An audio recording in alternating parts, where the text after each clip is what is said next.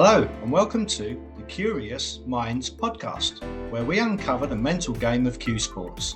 Join hosts Zak Lamb and myself, Matt Andrews, as we explore the psychology of competition, performance and the journey of champions.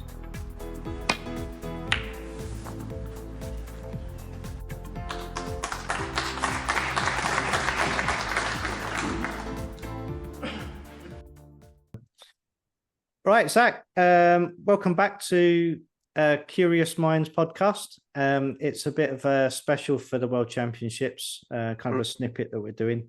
The Crucible Curse strikes again. I know, yeah. We've lost three to it in the past few years. I believe we've lost Luca, Kyron, and I feel like there was one more who was a new winner as well. There has been. Judd was a bit further back. Yeah, there's been 20, I think, to date, first-time winners that have kind of been struck down by the Crucible Curse, as it were. And sounds like a new form of COVID, doesn't it? It does, doesn't it? That's yeah. No, we perhaps it. The Crucible variant. It might warrant a new version of lockdown where you just have to watch the World Championships for 2 weeks. If it does, I'm in it. Yeah, let's do it. But yeah, there's 20 altogether. 8 first round defeats for a defending world champion. I've got a list here, I think. So bear with me. We had Terry Griffiths, 1980, Steve Davis, 82, Dennis Taylor, 86, someone else in 2007, Neil Robertson in 2011. Stuart Bingham in 2016, Luca 24, and this year Kieran 25. So yeah. Kyron. You know what I'll say, Kieran? Have you seen seen that video online? Oh, it had me howling. He's one of my favourite security guards, him as well, where the fan says Kieran, and he turns around and he says, it's called Kyron, mate. I said it as a bit of a lead into that conversation, really. I thought so, yeah. I know so many people that are like, it's spelt the same way, but some like Kieran, some like Kyron, and obviously there's the other spelling as well. So yeah, it's I actually like Kyron's video that he done. I think you might have seen it where he actually like broke a mirror, held up an umbrella indoors. I've not seen it yet. No, haven't you? No, I've like my kind of side to this is I know that Kyron would have had a plan. I put a post up the other day about the importance of having a plan for kind of, anything in life really, but especially kind of when you're going into the World Championships, that includes like your preparation and, what you do from day to day and all the rest of it. I think me and yourself, we kind of work similar ways where those plans are quite detailed, very detailed to some extent. And I feel that Kyron had a plan, and he had a plan. I think he works obviously closely with his brother as well. I think they generally do a great job. I want to say now that I think he's been a fantastic world champion over the last year. I completely agree. I think he took it really well on board. I think he made every single minute of it that he could. I've known people that have gone to recent exhibitions where they said, it was absolutely fantastic with them, the way that he came across, the time he spent with everybody, traveling the countryside really with the trophy and everything else. So he's been great on that way. But unfortunately, first hurdle, I believe he had a plan. He had a great video that he released the other day where he kind of broke a mirror. He put up an umbrella indoors. He had like I think a cartoony kind of black cat walking from. Yeah. All sorts of stuff. But perhaps he put it on himself, really. I don't know. But yeah, obviously. Well, I think it don't matter how good your plan is. You can build a building that's strong as anything. If it gets hit by a hurricane, it falls to pieces. And there's from 6-2 or 6-3, can't remember what it was, but the Chinese lad Pen Fei was exceptional. Really was exceptional. And I mean, not just that though. He got quite a bit of run. He got the as you always do when you play with that level of aggression and that level of openness, he made his own luck. And he has a very, what's the word, like, when we coach, we always say keep your last backswing smooth, like keep your cue in and your feathering smooth. And his is very kind of very fast, very like overly rhythmic, very long, very. But the way he gets through the ball is incredible. And some of the shots that he was playing against Kyron and getting, and then landing on position either somehow or actually deserving to be on position, were reminiscent of Judd Trump when he first came onto the scene. His striking, his cue ball striking was next to none, and every time he got down for a long ball, you just imagined it going into the back of the pocket. So I think the plan obviously didn't come off. I don't think that was so much Kyron. I think Kyron played relatively well. He missed a few chances in them 7 frames that Penn Fei won that he'd probably have liked to take or to have taken. But yeah, between me, you, and the listeners, I got asked by a friend, Kieran, who ironically is one of your Teon short sellers, to drop that in there. If you want Teon in Greater Manchester, let us know. Who do I think will win it this year? And the 3 that I said, was just before we knew that Ronnie was playing, was Selby, Trump, and Kyron, and I predicted a Selby Trump final. But if someone had told me that Kyron had gone out first round against a qualifier from 6-3 up or 6-2 up or whichever two it was, I think it was 6-2 up, I just said, no, that's not happening, because he's so clinical. He's so technically clinical. They call him the warrior, and he really does battle, and you're in the trenches with him, and you can see how he's picking frames off and controlling the tempo. But like I say, you can build a house as strong as you want. When a hurricane hits it like Penn Fei did, and he comes at you with that level of talent, potting ability, and also a little bit of luck, because he did get the luck. It matters though. If you want to win a world championship over 17 days, you need a bit of luck. Sometimes you just got to hold your hands up and say, well done, haven't you? And in his post-match interview, he said that. I think what I love about Kyron is his honesty, how authentic he is, but also kind of his character. He's like, we talk about character a lot, the player you'd like to be, for example. What do you want to be?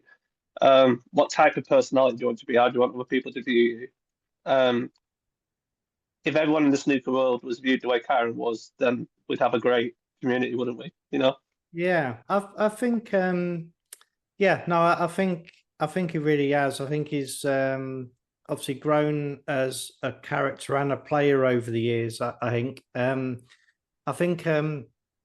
few years back, ability-wise, I think there was he kind of got to a certain level and a certain stage where there was, he was very, very close, but there was that extra little bit more that was kind of needed. I'm thinking of the Masters final against Alan. Yeah, I agree with you. And then the final against Ronnie. And I think there's, I think there's still a little bit more kind of growth and more to kind of come there as well. But there's always that balance, isn't there? You can kind of have the grit and the determination and the confidence and self-belief that can be up here. Your ability might be a little bit down here. You kind of need to grow that a little bit more. And for me, I feel that, there was a period of time where it needed that kind of little shift ability-wise. Sometimes you have all the ability, but your confidence and self-belief is low. So it's about kind of hopefully balancing those out and working on, each one of those. But I think he's certainly kind of, obviously grown as a character and as a player, and that warrior kind of spirit and that grit and determination kind of saw him through an awful lot sort of in the past. And now he's got that kind of ability that's kind of grown on top of that as well. And the consistency and the stability and everything else that kind of comes along with that. For me, I always find it interesting because there comes into play, doesn't there, these mysterious forces of luck, curses, all that sort of thing. We might have different views on that. I don't know. I'm not sure if we've really kind of talked about that too much, but I know that luck exists because we give this kind of thing a name and we talk about luck and things. But in another way, I don't really kind of talk about it and believe in it as such, because I sort of feel that over a best of 19 as well, there's a few twists and turns that can kind of happen in those longer matches. I've obviously, that kind of come into play sort of during that one a little bit. But I think generally, like you said, you make your own luck. So if your confidence is there, your self-belief is there, there's a lot of things that you will kind of not recognize or you can quite easily dismiss because your confidence is so high. But so other times where that really kind of comes into play in matches. But these mysterious, I'll get it right, mysterious kind of forces and things come into play, and people talk about and make a big deal out of, especially again like the media as well. Sells tickets and all that sort of gains interest. I always wonder. I've kind of thought about it a lot. About you can kind of have a plan, but subconsciously in the back of your mind, you can still have that. I think preparation, I think Kyron sort of alluded to it a little bit. There was obviously a lot of media attention on him that he had to deal with, being world champion or defending world champion. So, does that affect your practice and your preparation? Not taking away anything from what his opponent did either, because that, it wasn't a case of doing what you had to do when your opportunity is there. He kind of surpassed that, really, and played a lot. But I mean, Kyron was at one of them points where if he took the opportunities, if he had 100% pot ratio, he'd have won. Yeah, he'd have won maybe 10-6, 10-7, maybe. You know what I mean? So. Yeah, but when you said about luck, I think I look at luck from a statistical standpoint. It takes me back to the days where I spent late nights in casinos playing poker. I think there's always this statistical metric. It levels out. But I think for every piece of fortune, so that being something that happened that benefited the player that could have been very different or wouldn't happen, if we called that luck. I think Pemfei came out of that match +5, +10 on Kyron. And I think, don't get me wrong, his pot in the bill in the way he played was incredible, but he got his fair share. And sometimes, you've got to bite the bullet and say, okay, rather than focus on the luck. So this is where it goes over to a mental preparation, a mental state, a mental mindset. You can't focus on the luck. You can go back to that plan, to your preparation. You can regain composure. You can refocus your attention on the things that you can control, because you can't control what your opponent's doing at the table. But I do think there's forces that occur where it happens. I think you're correct. Over a best of 19, it has less of an impact, or we see it to be less of an impact because it tends to level out more. And Kyron did have chances in them games. He could have still come out winner if he'd have played to a little bit more of a high standard. But I think that's been extremely, extremely critical because he played pretty well generally. If you lose 10-9, you've done okay, haven't you? But I think at the end of it all, you've just got to say well done to Pemfei. Unlucky Kyron, thank you for being such an amazing world champion, for doing all the things that you mentioned before, but also upholding the values of a strong sportsman, a good father, a family man. I think if the story is correct, I think if you go back to the Pontins days, Kyron actually met his now wife I think she worked on the bar at Pontins, I heard, which is like, it's quite nice. Like, you meet someone at a snooker event, you get to know them. Now you're a world champion with kids, and she's supporting you as a family woman. So I have the utmost respect for Kyron. I think he's a great representative of our sport. The question now, I suppose, moving on, and it's not just Pemfei, it's the other Chinese lads. Can they do it in the next round? Can they continue that momentum? Are they able to do it consistently over 17 days? Because we've not seen it yet. And I think one thing we often don't talk about enough when it comes to the Chinese community is the fact that like 90 to 95% of them are based in Sheffield. So where everybody else is in a hotel room, they go home. Or they go back to their community and they get that same level of support. And it's like almost like a family setting. And you have Dings and Victorias that are very close by, and they are good environments to be a part of. So imagine going back to your own table after a World Snooker, or let's say you're 6-2 down at an interval and you're playing in the evening and you just played morning. You go back to your own table, you're in your own setting, you know exactly how to get back to normal. In some cases, your coach is there because almost all the coaches are there at the World Championship. And now you can just get yourself back into the zone. In theory, it should be easier for them over 17 days to those who have to, I don't know, travel miles to even and live away from home from 17 days. You know, you have them home comforts.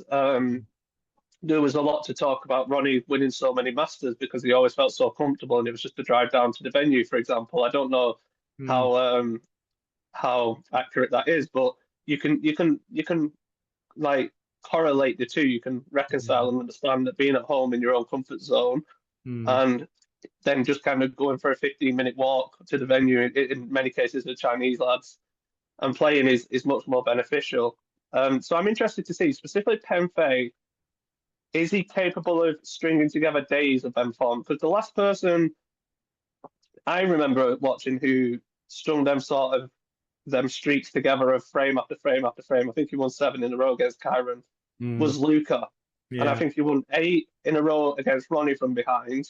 And then he might have won 8 in a row against Selby from behind as well. Or it was someone else in the semis. But he did it like day after day. Yeah.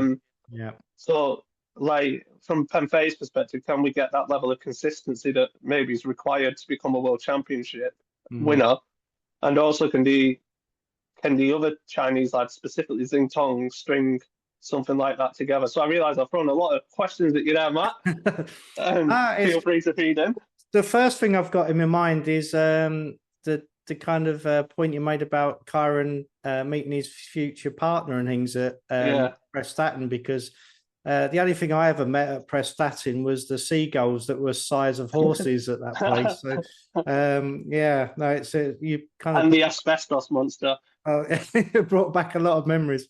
I kind of, my experience of the Chinese kind of players and communities, I've really kind of seen them building over the years. And I think obviously you can probably go back 10 years when people were saying, look, you know, so many Chinese players that are starting to come through and they're really strong and, you know, they're going to be kind of, you know, dominating the sport very soon. And I think that was, not the case at the time. It's actually taken quite a long time for that to start happening, which I think is quite natural, really. I don't think that was ever going to be, I think he was always going to have pleasant kind of surprises where certain players played well at certain times. And yeah, I agree with you.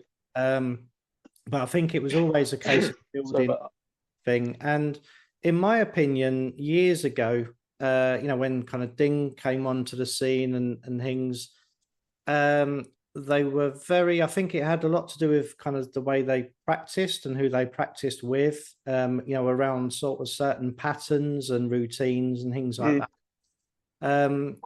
And obviously, you know, we're here to talk about the mental side, really. And what I feel like I noticed very early on is that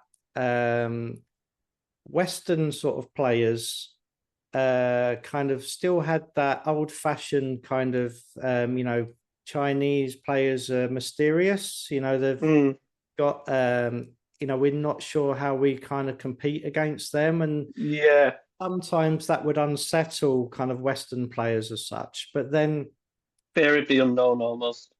Sorry, what was that? It's almost like a fear of the unknown. We've not had this yet. We don't know how to take it, you know? Yeah, so it seems, especially when talking with players at that time, it was, these Chinese players, they're really dangerous and, you know, they're really good and things. So that was already like a bit of a percentage on that side of, sort of as a Western player or players from other parts of the world. It was, this is already against me because I've drawn a Chinese player and things, and they're really dangerous and they're really good. I think from my opinion, it seemed to be that although they had that, it was a little bit of like a thin crust, really, of didn't really give much away kind of physically, like as in body language, things like that. Was very, great poker players and things, really, poker faces of where, not to give anything away, but perhaps didn't know the reasons of why not to give stuff away, if that makes sense. Yeah, I think the way I'd explain it is their highs were very high, but their lows were very low. Yeah. Like you never, outside of Ding, you didn't really get one who was just consistent season long. And I'm using the term one there, like as though they're all of one. I don't mean it in that respect. I mean, like, you never got one member of that community who, because they all practice together, they all locate very similar, and they to perform to very, very high standards. But outside, recently you had Bing Tao and you had Xing Tong, who kind of, and was it one of the lads, Gudong, who got to a final this year, who've been on the scene at the highest level for a wee while. Yeah. But outside of them, there was only Ding. And I get what you mean by that thin crust analogy. It was like, it was almost, the way that I want to explain it is, it was like the boxer who's amazing at throwing jabs and he's very quick, but once they get hit, they don't know how to get back up. Yeah. Well, I don't think that's the case anymore. I think they are really hard to beat. They're world class. They train well. They practice harder than most of it. In some cases, I think from some of the stories I hear, I think, oh, you don't need to do that much. You should be practicing less. You might be practicing too much. Get some rest days in you. Yeah. No, that's kind of the impression I've got as well myself, really. But I think definitely on the mental side, I think it was that kind of, you had the mysterious kind of element, perceived element. And then you had the, not giving anything away body language wise and things like that. But once things, a few years back didn't kind of go the way that was expected, then you'd see a little bit of a difference. You'd see that emotion kind of be shown, or you'd see some, some other kind of things happening there. Whereas definitely what you've said, I think over the years, that's certainly got stronger. I think obviously being based over here, I think that's kind of installed that to some extent from playing different players. But yeah, it's definitely kind of grown over the years and got stronger in all kind of elements, really, of the sport and the game. And I think it's going to obviously kind of continue along those lines, really. I do think, right, it'd be interesting to see kind of what happens this year in the World Championships, and who kind of goes deeper into the tournament and things. I have this theory that a lot of people say that the Chinese players will dominate a generation. I still think we're maybe 10 years away from the den. I think it will dominate generations. But I think I look at the next 10 years, and, well, firstly, if someone asked me, do I think a Chinese player could win the World Championship this year? If you look at the bookies odds, Xing Tong's third favourite. I still firmly believe that the most likely to win one would be Ding. I think Ding, although he might be not the player that he was in terms of consistency, he is in terms of standard. And he was in a world final a few years back, because maybe against Selby. I could see Ding winning it. But if you ask me over the next 10 years, will we have a Chinese world champion? I want to say yes, but part of me still thinks no. And I'm not saying this because they're not amazing players. Yeah. I'm saying it from the honest perspective as I look at the next 10 years, and I think Judd will be in his prime. And I think Judd's got 4 or 5 world championships in him. He's already got one. So I've got a feeling that 3 or 4 of them years will be Judd's years, when Ronnie, Williams, and Higgins eventually drop off in terms of the consistency and standard they can put out. It's Judd Trump's era. That's his time to stamp down, and there's only really a handful, Kyron being one of them, who can play to his level at the consistency that he can play, which we've seen this year because they both won 4 big events. And then you've got Kyron as well. You'll have Selby and Robertson, who might be coming to the back end of their career, who are kind of in the era that the class of 92 are now, where they're getting on a bit and their standard is still right up there, but it's not as consistent as it used to be. Or they might stop playing events, play less events. And I just don't see anyone getting into that category. I think the conversation is going to be very similar. We're going to be talking Judd, Kyron, Robertson, Selby, and probably still Ronnie, because I mean, even at 55, he could probably win a world championship. Do you know what I mean? And even at 60, he could. Yeah. So the point that I'm trying to make is, I think that they can and they're capable, but we've got to see what Xintong, Penfei, Wu Zi, who played Williams today, and some of the other players, what they can put out there and whether they can do it at the top with consistency. Yeah. Because that's the word, consistency. There's only really Ding who's done it consistently.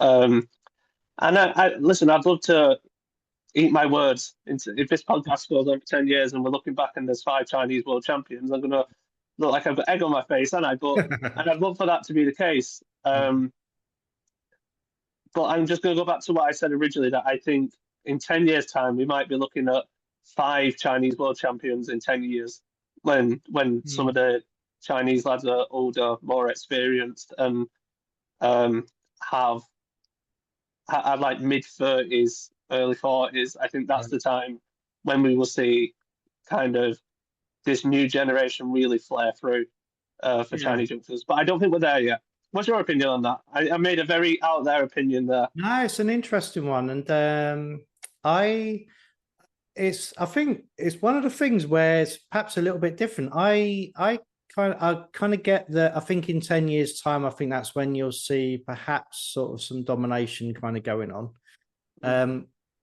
I think that I've got a kind of different little views on some of the players that you've kind of mentioned and where they possibly are at and what might happen with them over the next few years. I'm kind of thinking that we might see a world champion from China over the next 5 or 6 years, I think.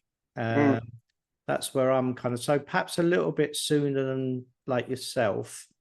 So yeah, it'd be interesting. I quite like that, to be honest, because it's a little bit of a. Well, it'd be interesting to hear what some of the viewers think. My opinions are built mainly on two main facts, really. One, outside of Ding, only Xintong and Bing Tao have won the Triple Crown events. And also the second being that there's players who are going to be in their absolute prime, who specifically, like the two that come to mind are just Kyron and Judd, who are, I don't know, I think they're going to be favourites every year. So if they don't win it, it's going to be somebody who isn't a favourite. And look, that could be one of the Chinese players. I'm not saying that that's the case. No. Yeah. I just don't think we're there yet. And yeah, we'll see. I might very well be proven incorrect. No, we'll have to. Well, I'm sure we'll kind of come back to it as well and stuff. But yeah, I kind of feel like I will. I'm being a little bit careful as well, because I kind of not gonna kind of examine players too much. Yeah, that I haven't spoken to and things personally and stuff at the minute. But I kind of feel that 5 or 6 years, within the next 5 or 6 years, I think we'll get kind of that Chinese world champion kind of come through. That's kind of but no, it'd be interesting. If they win it this year, that's going to be an online meme, isn't it? I'm going to be everywhere. No, it's and it is, isn't it? It's the sort of thing where people kind of talk a lot and then they get proved wrong very quickly. So it could go down that way. But I think, and it was yourself that kind of mentioned to me, it was a great link really from Kyron's kind of first round exit, defending world champion with the Crucible Curse, and then the Chinese players that are kind of coming through. It's been really interesting to kind of see them all grow over the year. Dings and Victoria's. I know I work with quite a few people that obviously play at play at both and have good experience of both, and especially Victoria's as well. And there's a great community there. Going back to a little bit about what you said, there's pros and cons for everything, isn't there? There's pros and cons for some individuals for playing locally, where they're based locally. I think something that the Chinese players have really had to work hard at is adapting to living away from home, family, 100%, yeah, traveling. So that's kind of added to that little bit of time as well, I think, of settling down and settling in and being able to concentrate on what they should be, and kind of learning, the things that they have while being over here as well, I think. So that's been a big part of it. You'd like to think that having local tournaments, whoever the player is generally, would benefit the local player. But so quite often I find that brings pressures of its own. A different type of pressure. Yeah, like home crowd, expectations, media coverage, again, those sort of things.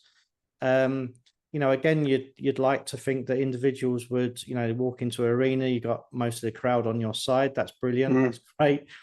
Again, the Chinese players perhaps haven't got that because they've moved into the field as a whole. So, in a crowd, there's a little bit different for them again. But going on from that, I think where snooker is as a whole, it's great to see the Chinese players kind of grow in that way. But then, similar things are happening as well with the women's tour, where you've got, women players, increasing in kind of ability and, results all the time. And they're slowly kind of improving and pushing as well. And again, really with the disability tour players as well, perhaps don't get mentioned as much as what they should do at all. But, the levels of some of the players on both of those tours, they've really greatly improved over the years. And I think as the competition has improved as well with the, opponents that they're faced and, the practice that they get, is really making a difference in those areas as well. So I know there's been lots of comments, about where snooker is and what's going to happen to it in the future and those sort of things. But there's some real good signs of growth. There is 100%, yeah. Especially if you just look at the amateur tour, you'll see the numbers and the standard on that is improving. And you look at the junior tour, the numbers are very high. There's a lot of young talent across England. Globally, in some respects, you've seen that young 14-year-old who's just become a professional. Can't pronounce his name, but I'm not going to attempt it because I don't want to offend the lad. But I was watching him practice for 30-40 minutes a couple of weeks ago, and he's so clinical. Yeah. Honestly, he's like he looks like a seasoned pro, and he's like this 14-year-old kid. You know what I mean? So it's I think the future's bright. Yeah, I really do. Interesting, very interesting. I think next season as well. Again, really, players like himself and stuff. Good friend of mine, Julian, he's back on tour as well, things like that as well. And there's some exciting players around that. It'll be exciting and interesting to sort of see how a lot of those younger players, especially, kind of develop and grow over the next couple of seasons, but especially this one coming. But yeah, is that Crucible? I know the answer to this already, really, because it's going to happen at some point. But is that Crucible Curse ever going to be broken, do you think? Yes. I was going to say by a Chinese player after I just criticised them. Just know, when I say I criticise them, I'm not criticising them specifically. I think they're amazing. I just feel like my opinion is just that the talent coming through is the talent who are going to be at their peak in the next 10 years are not Chinese players. And I think they'll be the best in the world. But that doesn't mean that they can't win it. I'm not saying that. I think it will get beat. The question is who. Will it be soon? I don't think it will be. I think the odds of us getting a new world champion this year are although it's definitely possible, I don't think it's probably going to happen. I think, like I said, but the people who, well, now who I think have got the best chance of winning it would be Judd, Selby, Ronnie's obviously in there, Higgins. These are all people who've already won it, so I don't think it's going to happen this year. Higgins would be an interesting one for myself, I think, as well, with his recent, win as well. That's something that I think he kind of very much needed, really. It's a bit of a boost, isn't it? There, I think. Yeah, and I think I don't want to say this. Has he got a back end draw? Is it towards the end of the week? Yeah, I think so, isn't it? Yeah, I think so. So you're actually not doing 17 days, are you? You're doing more like 13, 14 days. Yeah. And I think secretly can be good. You know what I mean? Because you can kind of do your own thing away from the venue before you actually have to be at the venue. Yeah, and it makes it a little bit shorter. It's an interesting one, isn't it? And you just reminded me about some other things as well, really. But it is an interesting one because in people, there's different views on it, isn't there? Because for me, you're still involved for 17 days, and you're still kind of wanting to start, aren't you, and get that ball rolling. Yeah. So there's lots of different elements to that have to be managed as well. You'd think again, like you're right. You sort of think, well, in playing wise, your kind of time's shortened there, so you'd think that would kind of favor people, but it's still on your mind. You're still thinking about it. It's still kind of taking up some energy in some sort, whether it's practice or, just a thinking time. Everyone is different, aren't they? So different. I've spoken to people that, kind of they don't like that weight, and it's a case of, well, I just want to get my first match and my first foot in the door, as it were. So part of me believes that the reason the Crucible Curse has never been broke is because it's 17 days and you have to play on the first day. So it's 17 long slog days. If you include the media before it, add another week, add another 10 days. It's a month of non-stop snooker. Whereas even though the other players are in the limelight, someone like Higgins, for example, if he's playing in the back end of the week, that could be cut in half. He might only be doing 13 to 14 days of that level of stress now. Yeah. Especially when you're not coming in as the defending champion. And whilst the what's it called, the World Qualifiers was on, no one was playing. So they have like this extended rest and practice, and sometimes it can make you just go in and be fresh. And I think from one perspective, that year when Ronnie won it and he didn't play all year, I don't think he lost a session all year. I mean, so when he played that World Championship, he didn't lose a session throughout the whole World Championship, if I remember correctly. So he didn't even lose 5-4. He came out always winning. He came into it fresh. He came into it off the back of a season, I want to say season's rest, with a new mindset, and he looked $1 million. You probably know more about that time period than me, but I'm just saying as a general, I think Higgins and players who are playing at that back end, I think in my opinion, it's an advantage. Yeah. But I get why some people say it's not an advantage. Yeah. It very is individually, I think. And I think, like I know Ronnie said recently that, he kind of felt very rusty. He did feel rusty when he kind of come back into that 2013 sort of tournament. And, as he got into it, all of a sudden, he kind of felt that it was clicking and, it was kind of off and running again and got stronger, as the tournament went on. And I think, most players, isn't it? You kind of want to, you got to keep that stamina kind of going. And you kind of do want to grow during a tournament. And I think in a roundabout way, I think that's kind of what happened to Ronnie and what he experienced during that one. Yeah. He might have felt very uncomfortable at the beginning, but it's certainly an interesting one. I always kind of think that with what's kind of the media coverage and everything else, I think, again, no matter what your sort of plan is kind of going into that as a defending champion,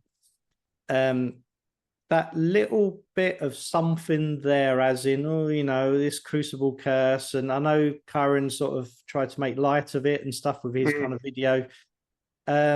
When you get asked a question, as in you miss a ball or your opponent looks quite good, or things kind of seem to kind of be going a little bit against you, it's kind of there, isn't it, of where that thought at some point probably up, as in, oh, surely not this Crucible Curse kind of thing. It'll be there in the back of your brain, won't it? Yeah, and it's that tiny little difference in the back of there that on the table just gets magnified, and it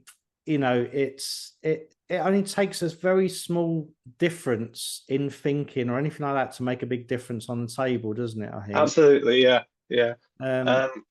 I forgot to say about Mark Allen as well. I think Mark Allen's got a good chance this year. Yeah. Well, yeah, I think I know it's been very interesting. Yeah. I think our first podcast where we might have come at it from different opinions, and I think that's really healthy because we see it from different viewpoints. And I also think I think there's a level that you need to reach to win the World Championship. And sometimes momentum can take you through and get you to that level with a level of consistency. Yeah. And sometimes playing more is better for that. Playing earlier and playing for longer and being in that level of intensity where it's non-stop can be better. But it's whether you've got the stamina, whether you get hit and get fatigued, whether you have that dip at a really poor, really bad time. It might have been the year that Ronnie won it, actually, against Kyron. And I've got that in my head. Where Kyron played till about 2 o'clock in the morning the night before. I think it was against McGill. Yeah. And then he had to be there at 10 o'clock to play Ronnie. And I think Ronnie won the first session like 7-1, 6-2. And it's like, you sometimes you forget about like stuff like that can happen. It's like, it's a quick turnaround and it's a hard turnaround. It's a long haul, isn't it? Yeah. So there's so much that can go into it. No, I was going to say there's lots of things during that tournament where lots of discussion points, isn't it? Where players, really it's kind of for them to kind of talk about, and but yeah, it seems very unfair for me sometimes that you got someone kind of playing the night before, the morning before, and then you've got kind of perhaps that early start the next day for the final and things. Going into that a little bit, it's such an intriguing kind of place, venue, tournament. I think I've got my own views about kind of the building and the history and the future kind of it. But it's all a great mix. In that mixing, makes the World Championships. It's fascinating. So Matt, I'm going to put you on the spot. Yeah. Before we look at finishing. Your top 3. You don't have to say which order. Who do you think will win it this year? I said my 3. Who's your 3? One of them's already out. Actually, yeah.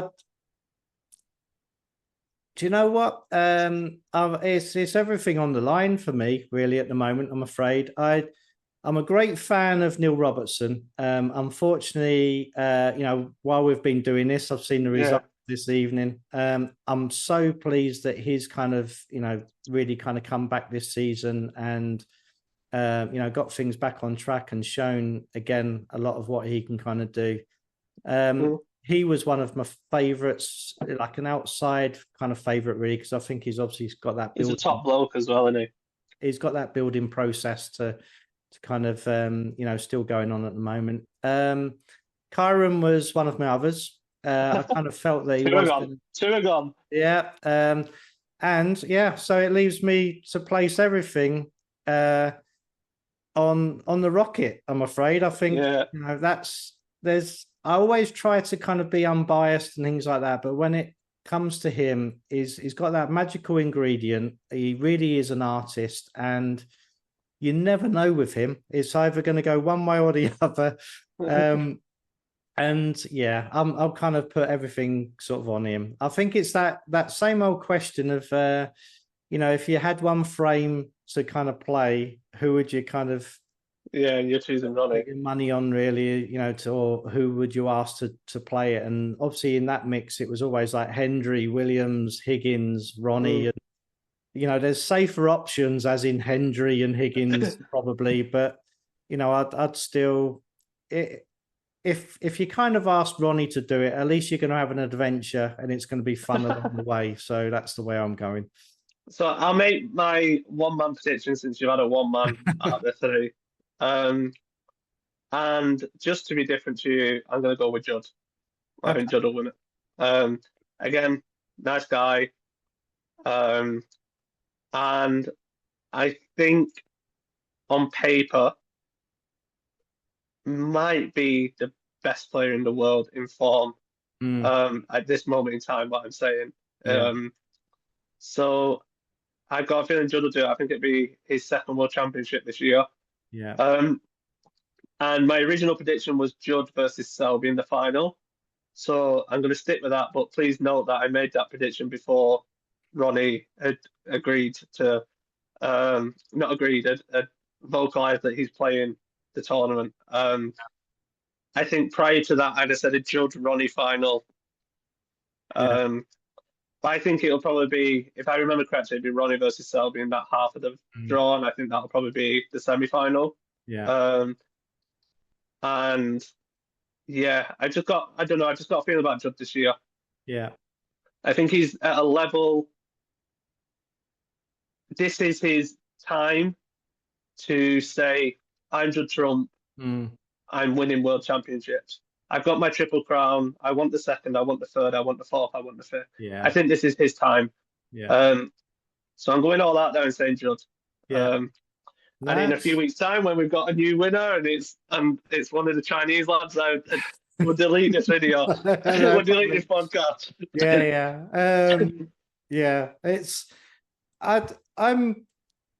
I'm prepared for the adventure. I'm prepared for the Ronnie O'Sullivan. I can't wait. Yeah. Anything could happen on Tuesday, and I'm more than prepared for that. And I think as well, I kind of completely understand and get where you are with Trump as well. Selby is always kind of in the mix, and it's interesting to sort of see where he is at the moment. Be interesting to see the effect of like Higgins having his recent win as well. It just makes a fascinating tournament. I think the best time of the year, isn't it?